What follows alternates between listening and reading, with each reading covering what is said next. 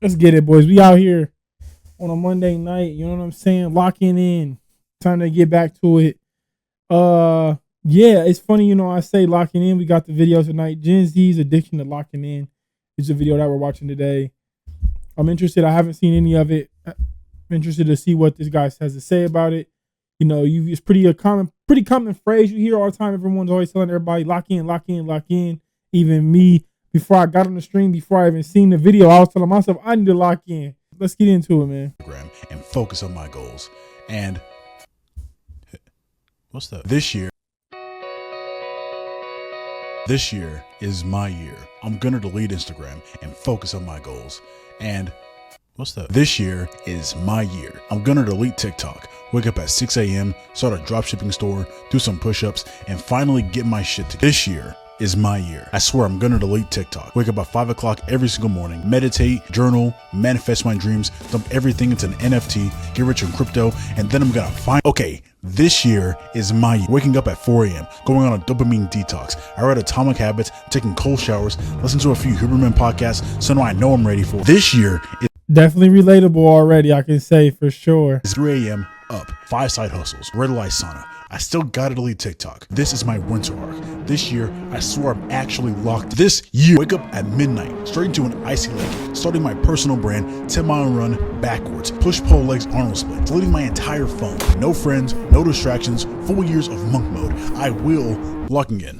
A term that mainly Gen Z has been making popular recently, which can be summed up as just getting serious, to lock your attention onto a single thing. And that thing can be less serious stuff, like playing a video game or trying not to laugh at something serious. But I want to lock in, focus, get it, never mind, on the more serious side. That when someone says they're going to lock in, it means to really get your shit together and focus on whatever thing you want to achieve, which is typically a big goal that we have for ourselves. Usually referring to things like going to the gym or studying or something related to money, whatever. And on its own, there's absolutely nothing wrong with this at all. Locking in is necessary for doing anything worthwhile. But the problem with locking in is that it's only useful if you actually do it. But barely anyone does. We've all had that 2 a.m. motivation when we... I definitely can relate with this one so far, man. It's big. Definitely feel like year after year I've done this for sure. Keep telling myself to kind of go. And it's the ones that do it, man. I've seen people that benefit from this and they've really made it further in life.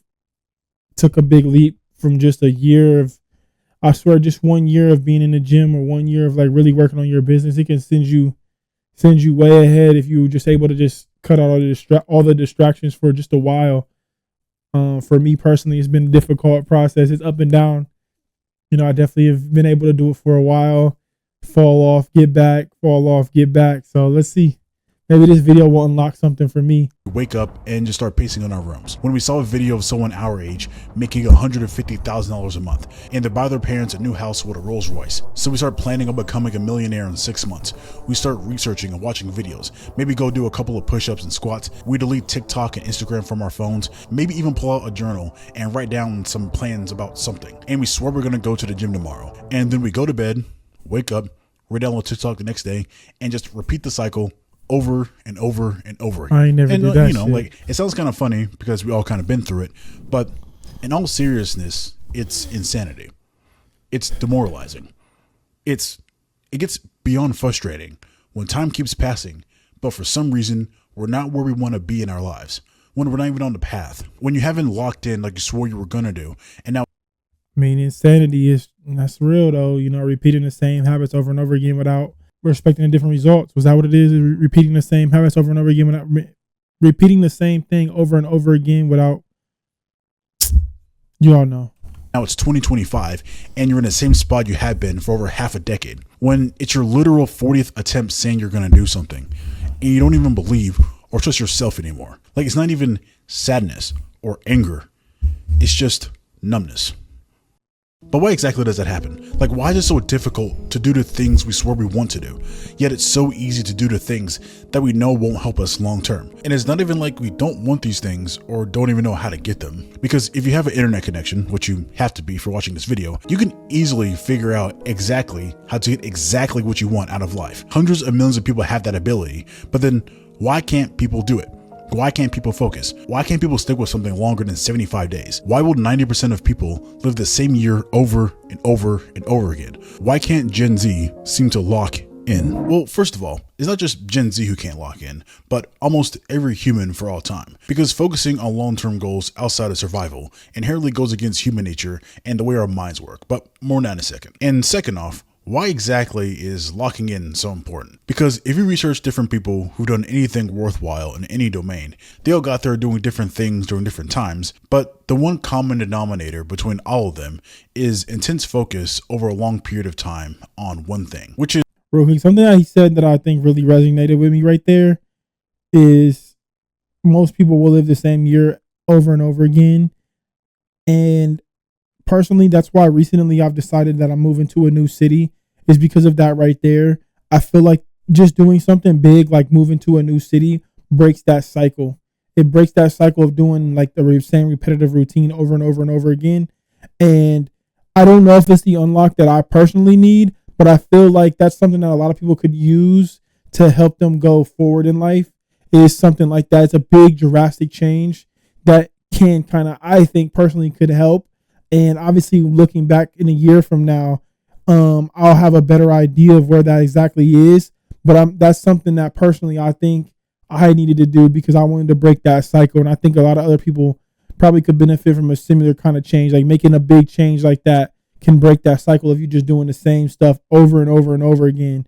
You know, being in the same spot, living in the same area can definitely hold you to the same routine. It's hard to break it. I feel like when your emotional patterns are stuck in a particular loop where the people that you see, the things that you do, the places that you go are all accessible to you, easily accessible to you, versus doing the opposite thing it becomes so much more difficult in that same space in my mind. Is definitionally, I don't know if that's an actual word, locking in. If you want to become world champion, you need to lock in. If you want to revolutionize personal computers, you need to lock in. If you want to lead the civil rights movement, you need to lock in. If you want to make legendary films, you need to lock in. Even if you don't want to change the world, but you just want to have a family, provide for them, be in shape, and live a simple life, you still need to lock in. Because we all have a certain amount of energy and time. And if we spread out this energy evenly amongst 1,000 different seeds, the most impressive thing you'll ever grow is 1,000 blades of grass. But if you're actually able to put your energy onto one thing, sure, you might not have 1,000 blades of grass, but the one thing you will have is an oak tree. And this idea of locking in is so ingrained in us that it's been seen throughout several stories and myths throughout history. Like, for example, the Buddha. He left his life of luxury and comfort so he could sit under a tree and fully focus on finding enlightenment. And monks are basically the definition of being locked in. They remove all distractions and everything that brings temporary, mindless pleasures so they can focus on finding peace. This is also why we have the term monk mode, which is just another version of locking in. Even a lot of philosophers talk about removing distractions and focusing on what's actually important in their lives, and how chasing temporary, mindless pleasures gets you nowhere long term. Because even eons ago, they understood that having your energy spread all over the place doesn't get you anywhere and leads to an empty life. And also in almost every single story with a hero's journey, they have to lock in and focus relentlessly on changing into a better person or overcoming a huge obstacle. Even in a lot of shows or movies or entertainment, if you think about it, a lot of the time, a lot of people's favorite or most memorable parts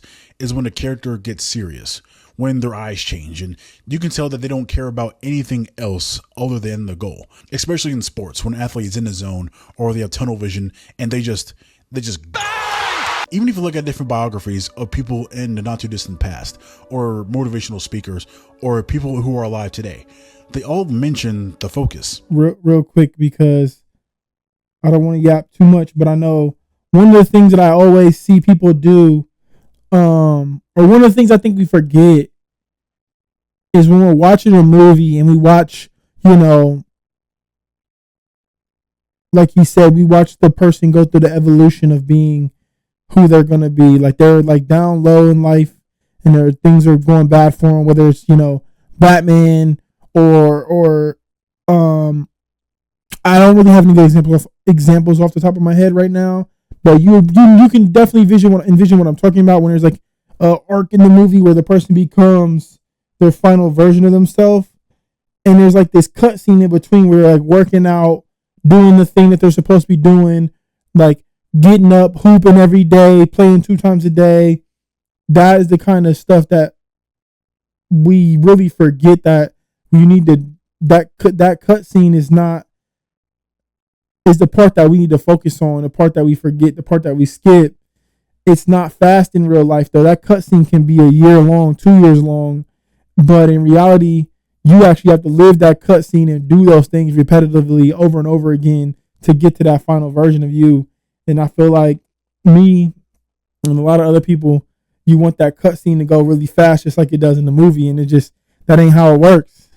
The grind, the locking in, how they went through periods of relentless focus and they removed distractions so they could really get shit done. And how even during those moments, even though they weren't all sunshine and rainbows, they look back at those moments in admiration because it molded them into becoming a better human being. And I think locking in is something that we all subconsciously strive towards, because we all know that it's the closest answer we have to the big question, how to be happy. Because if you've ever actually been locked in, or you've gotten into a flow state, or just have gotten lost in the progression of an activity, you know that it's one of the best feelings that you can experience. Not buying something, not doom scrolling, not giving into instant gratification and pleasures, but the climb itself towards a worthy goal that we decide on, even if it's hard and challenges us. Basically, locking in isn't even a new concept, but if we all know it's important, not just important, but necessary, and it's been around for eons. And today we have more tools and information to mold ourselves into whoever we want to become, then why doesn't it work? Like, obviously it does work, folks will never hurt you, but then why do 95% of people never actually get the results they want to? Why can't we lock in? Okay, well, there's 4 big reasons why locking in doesn't work for most people. For one, most people have no why. Most people don't even start with a reason, the purpose of why they're deciding to lock in. They say they want to change, but don't even know why. Like, why go to the gym? Why start a business? Why study? Why make money? Why wake up at 4 a.m.? Those things are not bad to do at all. But if you don't have a damn good reason on why you're doing them, you will not do them by yourself long term. Because we all have this thing called a brain, and your brain is going to control your automatic baseline behaviors. And your brain is brilliant, but it's also lazy. Not because it's trying to be lazy, it's just because it's trying to be efficient. And your brain doesn't care about anything except surviving long enough to reproduce. Everything else it will put in as little effort as possible. And your brain will always automatically focus on 2 things: needs and wants. Needs are different things like breathing, food, water, shelter, safety, like stuff like that. Your brain will literally fight to the death to meet these things.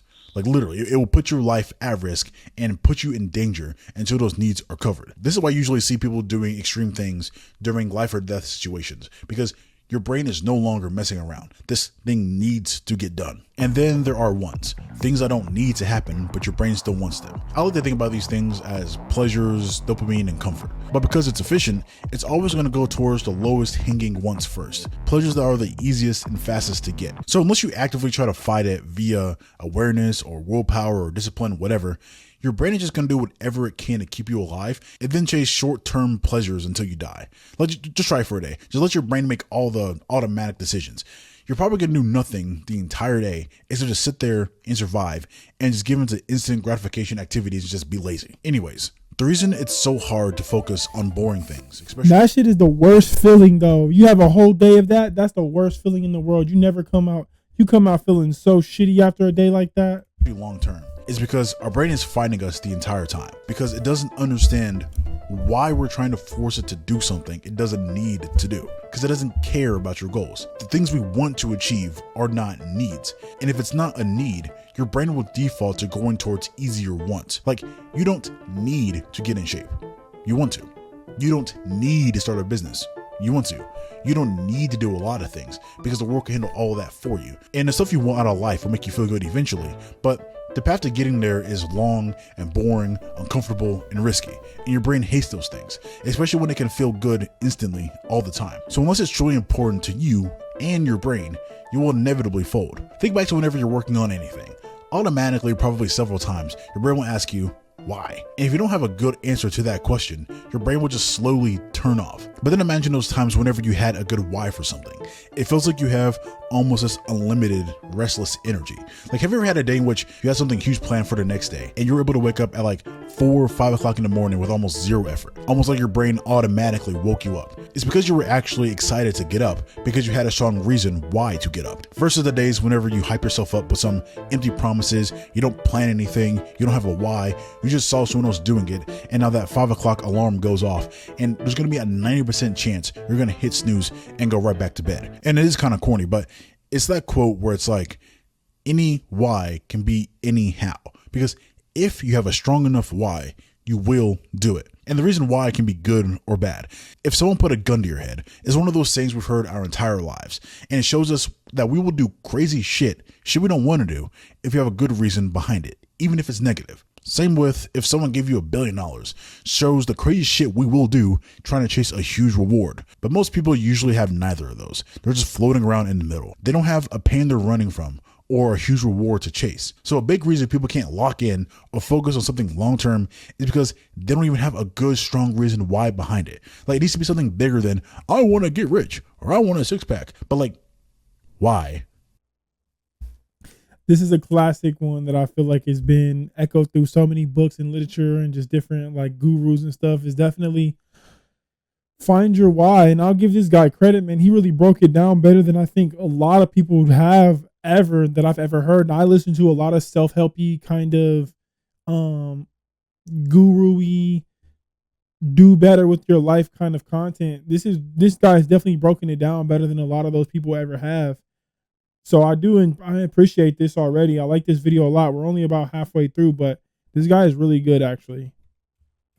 And why that? If someone says they want a six-pack, but don't really have a good reason why, then there's a 90% chance they just won't do it. But then if someone says they want a six-pack because they were bullied their entire lives and they want to prove to themselves that they can do it, that's a much stronger why that will push them to do things that they don't want to do, even when they don't want to do it. For most people, the goal disappears for themselves as soon as they put their phone in their hand.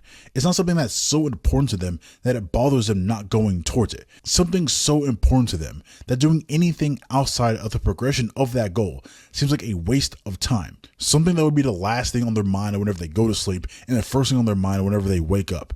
If you can find that thing and focus on it, then locking in becomes almost automatic, because then you simply do whatever it takes to achieve that goal. But most people never have a bigger reason other than voice on the internet told me to take cold showers, and then are surprised whenever they can't keep it up. 2, most people have extreme short-term thinking and low attention spans. Most people see locking in, but you always feel better after. Not even a 100-meter sprint, more like a 40-yard or a 20-yard dash, when it's actually an ultra marathon that never really truly ends. If you are trying to reach a goal that takes years, a few weeks of effort isn't going to do anything, no matter how much effort you put in. Most of the goals we have for ourselves are pretty big, highly variable, and don't have a clear path. And it's probably going to take hours and days and months, maybe even years of trying before any results begin to show. You have to front load so much effort before you'll be rewarded on any of that effort. And the modern world has trained us at every step to expect everything to be instant and comfortable.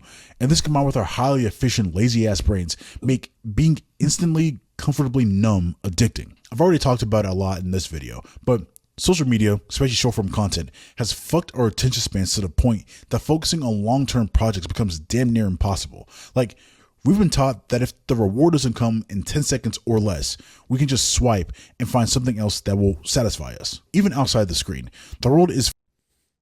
Now, obviously, he has to do what he has to do to keep the retention on his videos. But boy, is he really edited this video in the most brain rot way ever. Jeez, every fucking cut is just absolute dopamine. Jeez, I mean, obviously the message is good and getting people to watch it is great, but the way that he's edited this video is wow. Full of comfort and convenience, and basically anything you need for survival can be yours faster than any point in the history of ever, and just continues to get even faster and faster. And this is fine when it comes to general comfort and quality of life, but it does skew our perception of other things. And this is very, very noticeable whenever we remove all of our phones and distractions and we try to focus on something that takes longer than 10 minutes. Because like, you can't put the grind in 2x speed. There is no There is no skip button. There is no real life montage when it fast forwards a month in 3 seconds. That's what I If things said. get boring and hard, which they will, You gotta can't just stay at swipe it. to a better moment. And since most people expect to become a millionaire in 2 weeks by opening a dropshipping store and reading 25 pages of Atomic Habits, like it's no wonder why a lot of people fail, because they didn't do the right things long enough. I remember whenever I was 12 or 13 years old, I wanted to get abs. So I did some research on YouTube and I found one of those 6-minute ab workout videos. And I did what it said, but I got really mad at the very end because it said I had to repeat everything I just did 4 times.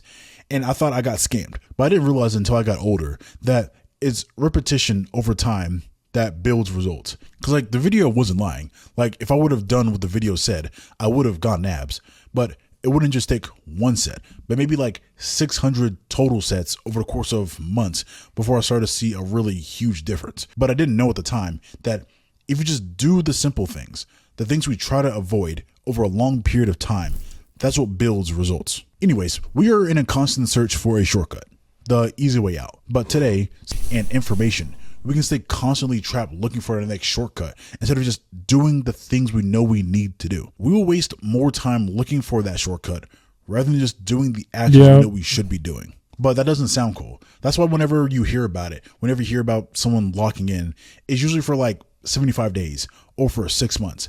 But if you really think about that, like it doesn't exist. Like, yes, time exists, but 6 months doesn't really mean anything because now is the only moment that you exist.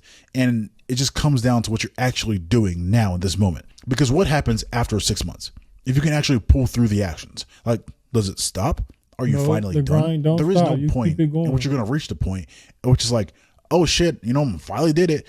Now I can chill and do nothing, because the next day will always come. So in a real way, there really is no true finish line. This is usually why trying to do something unsustainable will never work. Whenever people say they're going to lock in, they're not trying to do something long term. It's just a quick burst. A quick burst might work for specific situations, like cramming for a test, or, might help once or twice. But those who make it don't do quick bursts. They just do. Sprinting won't get you to the end when the road wraps around the entire earth. Like, I'll use David Goggins as an example. He runs a lot, as we all know.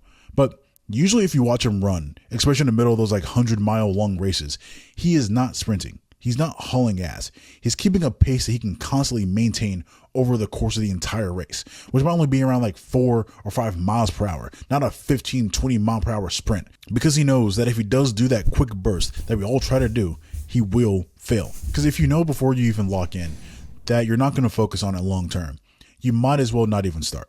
Because it's easy to get hyped and do the right things for a day or two. But what about day 67, month 14? Like, is it something you can do until the end, until you actually reach your goal? It's better to put in 30% effort for a year than 110% effort for 2 weeks. 3, That's real. It's a performative mindset. Like most things, people like to declare shit before doing shit because it makes them feel like they did something. Like, it feels good to say, I'm locked You get the in, or to dopamine post hit. about it, or to say that you're going to go ghost on your Instagram story. But doing all that doesn't mean anything happened in real life. It doesn't mean you're any closer to your goals. It can be the first step, but if it's not followed up by action, it doesn't matter. For most, locking in is just another feel-good statement. Most people care more about how others perceive them than their perception of themselves. And once again, this is a human brain thing. Like, we are social creatures and we care about what other people think about us. But sometimes we focus way too much on how we appear to be doing versus what we are actually doing. And whenever we tell the world that we're locked in and people celebrate us and hype us up, our brains make us feel like we did something, even though we didn't do anything. That's why it feels good to post stuff instead of actually doing stuff, to make plans and journaling instead of actually doing what you wrote down, to do the little weird habits like cold showers or meditation or reading some popular self-help book. Why it feels good to watch someone else be productive even though we haven't done anything. Just because you see someone else waking up at 5 o'clock in the morning doesn't mean you waking up at 11 a.m. is the same thing. It's so easy to trick yourself because you feel inspired. You feel like you've been to the gym. You feel like you bought the Ferrari. But if you zoomed out and you watch yourself in third person, all you did was sit there and just consume content for an hour. Now, a little asterisk.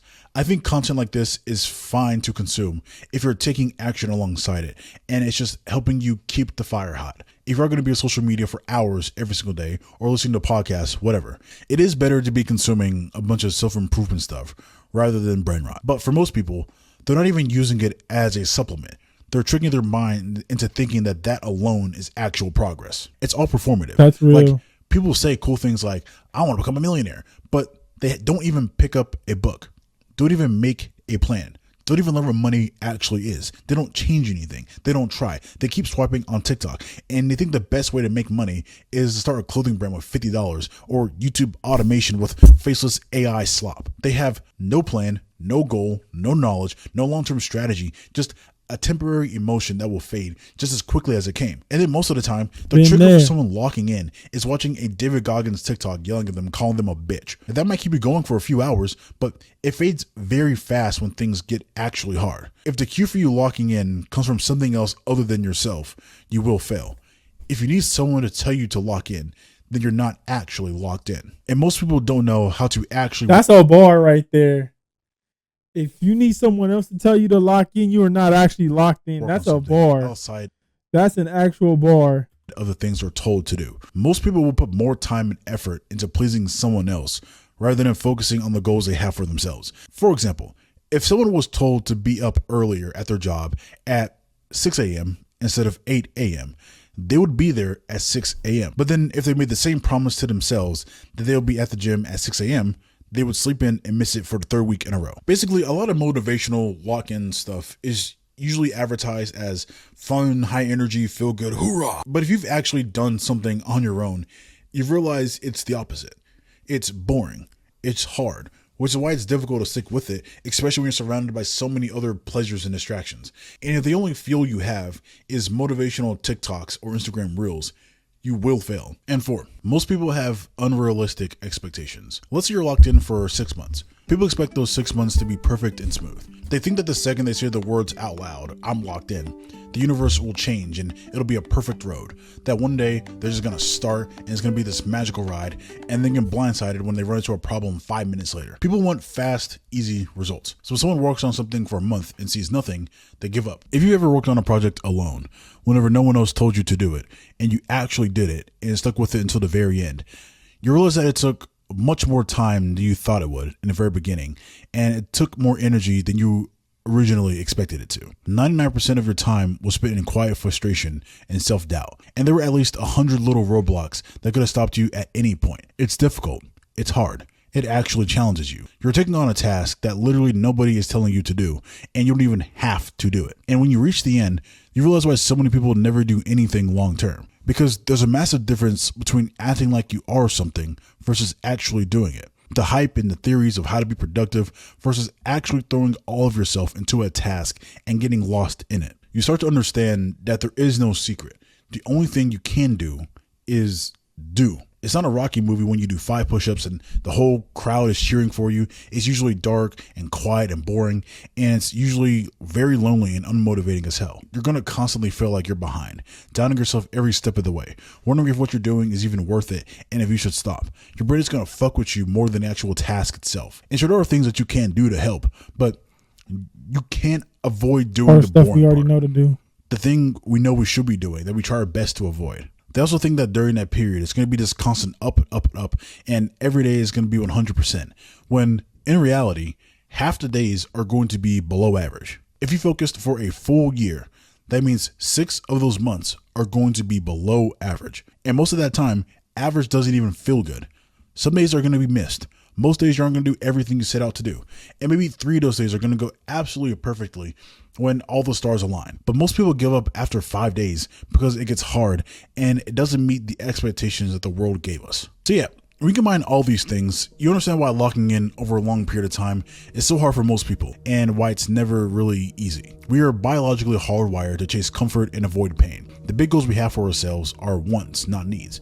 And most people don't even know what they truly want and copy other people's 4 a.m. morning routine without creating their own that fits their own goals. They think results are going to happen tomorrow and care about the image of progress versus making actual progress. So when the time finally comes to sit down and do the work we know we should be doing, we stop. So if locking in can work, but it doesn't for most people, then how do you actually make it work? Well, first, step 0 is that you need to have a why, a good why, a great why. But not just a single why, but I would argue why cubed. Why to the why to the why. Just think about almost any movie or story or anyone in real life, whenever the character has the moment in which they obsess over a goal and they lock in. Why does that happen? It's because they found their why. Something clicks in their mind, and that purpose, good or bad, is something that becomes a need. And it's usually something bigger than themselves, something more than some small, vague, superficial reason like, I want to get strong, but rather something like, I need to protect the village from the evil that's going to come in 5 years or something like that. I don't know. And then once they find that strong reason why, stopping them becomes almost impossible because they will put literally all their efforts into it. Or sometimes they won't stop until they're literally dead. Now, in the real world, it doesn't mean you need to save the universe from destruction or anything crazy like that. They need to have your motivation so dark and so important that you sacrifice every little thing that ends up costing you more in the end. But the closer you can make your goal a need, the better. Or else your brain's going to fight you every single step of the way. Because, okay, if you don't pick a goal that you need to do, if it's not something that's so important to you that you can't stop thinking about it, you simply won't do it.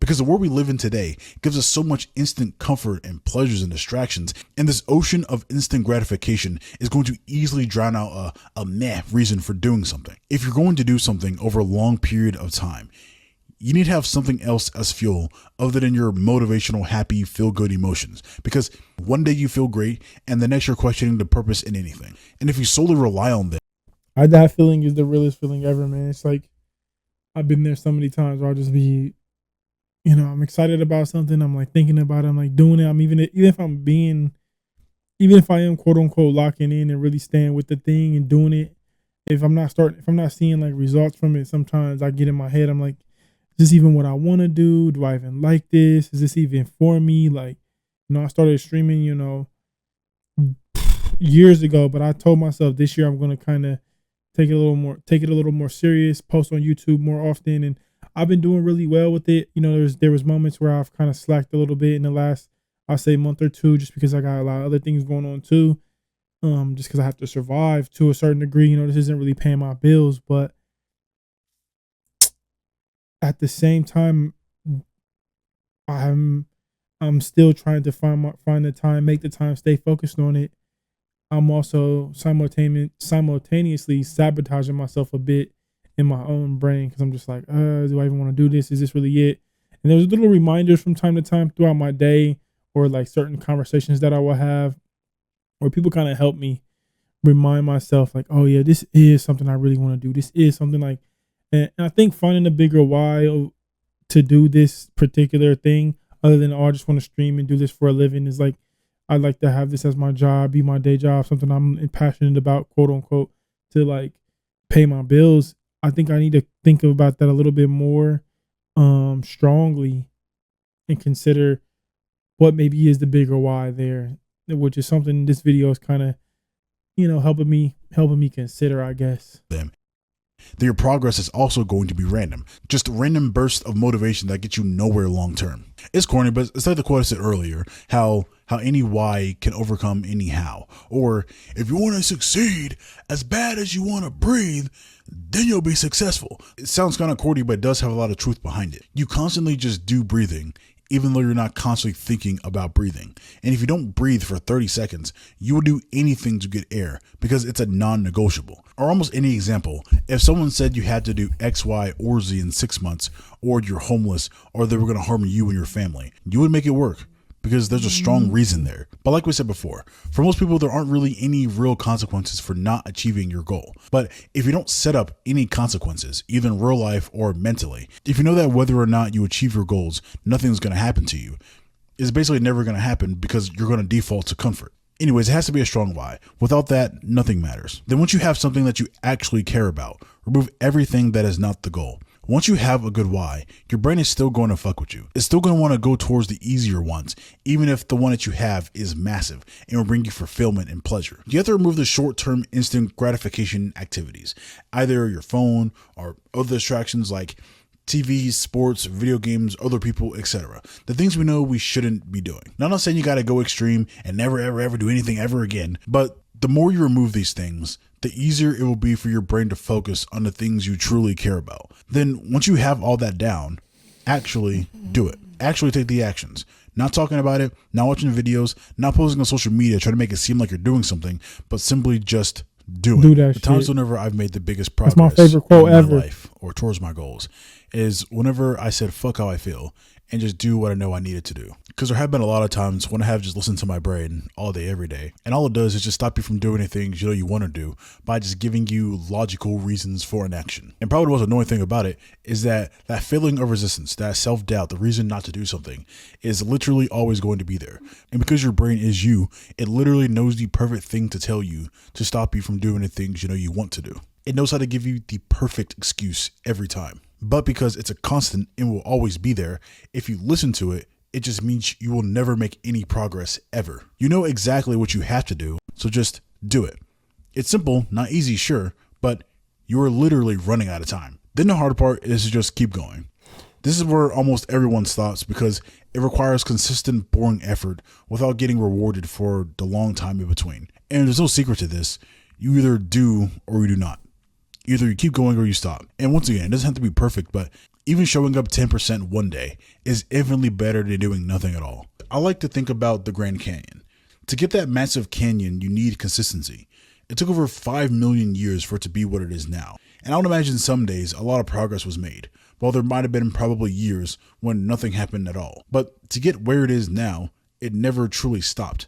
It just kept going, even if it wasn't going full speed the whole time. And finally, this is what's helped me a lot personally.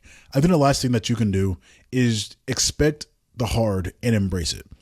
Of course, this is easier said than done, but a lot of the time, we don't do the things we need to do because we have the thought in the back of our minds that we're just going to have to experience discomfort and sacrifice the things we want to do over the things we want most. And it's just going to be all bad every single day.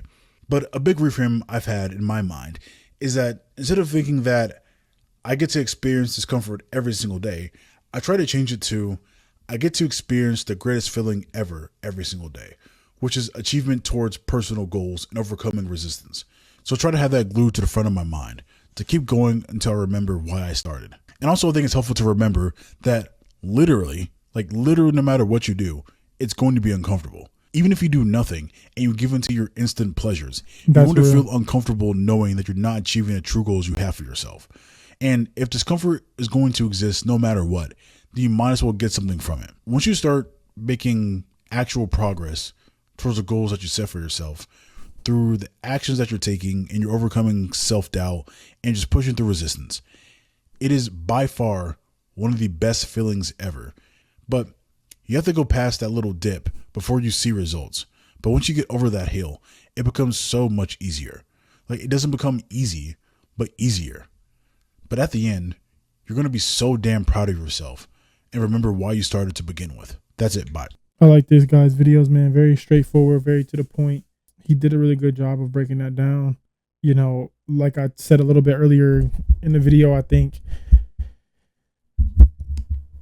some of the worst days I've ever had is just days where I sit around and do nothing and just scroll on my phone and watch TV or whatever. And it's like, I feel like terrible. No, so trash at the end of those days, low key kind of depressed. Like the best days that I've had are like days when I'm really quote unquote locked in, when I hit the gym and I work on whatever I wanted to work on for the day, whether it be my stream or my YouTube channel, working on my business outside of that. Those are the days when I feel productive, feel good about myself, I feel accomplished, I can come home. And then when I do relax and have some time to myself to maybe watch a show or something like that, it's rewarding. It feels good. It feels like pleasurable to be able to sit down and actually do that for the evening, because I've actually earned it in some ways, kind of how I look at it. And I've heard someone said that before in the past. It's kind of always stuck with me. But yeah, man, that's a real one, man. I like that video a lot.